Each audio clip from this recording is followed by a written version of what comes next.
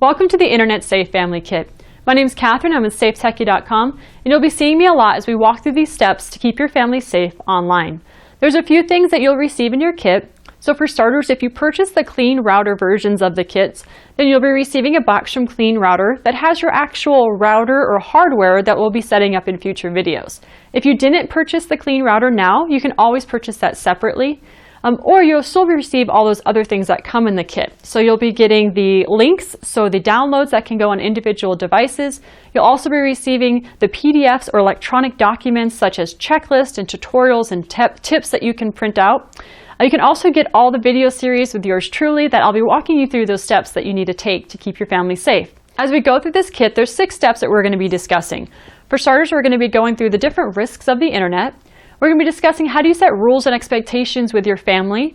Third, we're going to take a very nerdless approach to understanding your home internet and the network in your home and how do you keep that safe. Next, we're going to be discussing your router. So if you purchase that Clean Router, how do you set it up? How do you set up filters and blocks? And how do you check and monitor the activity that takes place? If you didn't purchase the Clean Router, again, you can always purchase that later, or you can just skip that step for now.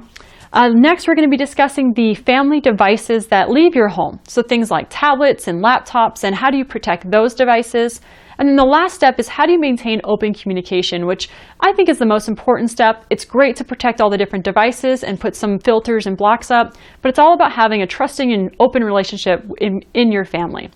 Lastly, once you go through all these steps, there's also some supplemental videos, so things like how do you monitor things on Hulu and set up age restrictions for Netflix, Amazon Prime and video, as well as Google and YouTube and search functions and things like that.